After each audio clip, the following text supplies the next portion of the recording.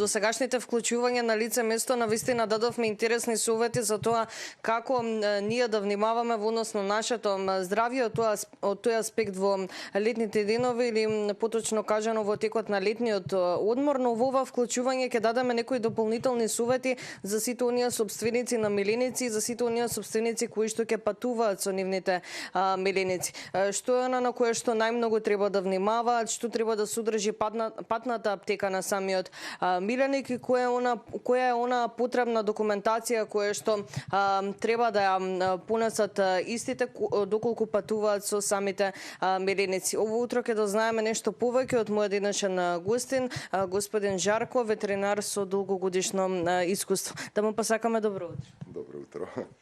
На самиот почеток ќе прашам што е она кое што треба да го знаат најпрво собствениците кои патуваат со нивните миленици и што треба најпрво да направат во однос на здравјето на нивните миленици.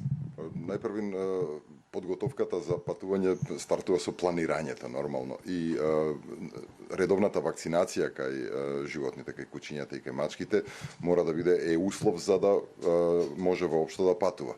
И тоа навремена, бидејќи многу често на луѓето им текнува тек пред патување, а доколку закасниле со вакцинацијата против беснило, тогаш е веќе касно, бидејќи мора да има 21 ден пред патувањето. Што значи, ако е редовно вакцинирано, нема проблем. Али ако идеме одмор за одмор, тогаш можеме да се најдеме во таков проблем. И нормално, доколку се има тие вакцинации, односно вакцинацијата против беснило е уредно примена, тогаш треба сертификат за патување кој што се вади нормално 5 до 6 дена пред самото патување. Се разбира, треба биде обезбедено, меѓутоа тоа секој знае дали тамо каде што одиме го прифаќаат миленикот како гостин и останатото веќе не би било некаков проблем, значи што се однесува до административниот дел. Дали најмногу според вас се патува со мачките и кучињата и дали пак вие го препорачувате тоа? Да не се патува со други домашни миленици? Дури и овој првиот избор, значи мачки и кучиња, мачките не се баш среќни патувачи. Значи не е дека они уживаат у патувањето и у таа нова средина, така да не е премногу препорачливо, мада нормално, сосема изводливо. Кучињата далеку повише нормално, бидејќи они се каде што е собственикот, они се најсреќни со собственикот. Што се однесува до другите животни миленици помали, многу по комплицирано е и организирањето на овој административен момент, а и не знам, сега може се каже и радоста на самиот миленик да патува, што знам, може некој да патува и со гуштер, и со змија, и со птица, и со глодарите. Феретите се изузеток, они се исто заедно со кучињата и со мачките, врзани се и со вакцинациите, меѓутоа феретите не се премногу популарни кај нас и ги нема многу, така да нема ни многу патување со нив.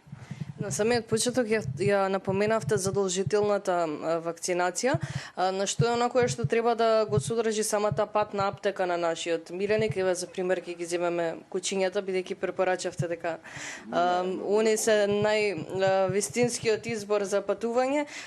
Исто така на што треба да внимаваме, да обрнеме внимание додека трае самото патување во однос на здравјето на нашиот миленик. Така. Се разбира, значи патувањето треба биде организирано така да што помал се биде во топли летни сати, да кога е вруќини, да се подели и со одмори за самото животно, да му биде на некој начин полесно. Има и разлики кај самите кучиња. Некои патуваат и немаат проблем никаков. Некои се возбудени, вознемирени. Значи, навистина е тешко и они да се издржат, али тоа не е дека ние луѓето нормално се нервираме кога или кучето лае цело време или мјаука анксиозно е. Меѓутоа, многу е поголем стресот за нив. Ние они не го прават тоа од убавина, него заради нешто што доживуваат. Како ние можеме да помогнеме, тоа би било да некогаш со благи седативи може да се иде за да се смират, меѓутоа кај нас и нема нешто што некои лекарства кои што се специјално за кучиња, кои што би се користеле, бидејќи сме мал пазар, нема никој интерес да ги донесе. Така да останува се на организирање на прва работа што е исхраната, значи да не се хранат, да биде празен стомакот, вода да се хидрираат, али нормално да не се претерува, да се прават паузи по патот и да не се иде во баш екстремно жешки денови кога е силно, кога е вруќина бидејќи кучињата Се високи температурите. Да. Сакав да напоменеме и нешто околу тоа, односно колку е опасно оставање на самиот миленик во жешко возило при тие високи температури. Изузетно опасно, бидејќи никој од нас го нема тоа искуство и као, ајде, ако го оставиме животното унутра, 5 минути, 10 минути, значи човек треба да се обиде да одседи 10 минути во едно возило за да се најде во кожата на миленикот кој што го остава унутра, така да тоа е никако отворив џамче или било што, не, тоа се температури кои што пренадминуваат 50 па дури и 60 степени кога е возилото на сонце и тука да речеме, че и минути може да значат живот или смрт. Пред самиот крај сакам да напоменеме нешто за потребната документација која што треба да ја понесеме со себе доколку патуваме со нашиот миленик и како оди самата постапка за вадење на пасош за нашиот миленик. Па, значи, за да извадиме пасош, тоа беше на почетокот, мора да има валидна вакцина против беснилост. Збориме за кучињата, мачките и феретите. Значи, валидната вакцина значи да нема поминато повише од година дена од вакцината и да има поминато повише од 21 ден од апликацијата на вакцината, освен доколку се надоврзува на претходната, тогаш не е проблем.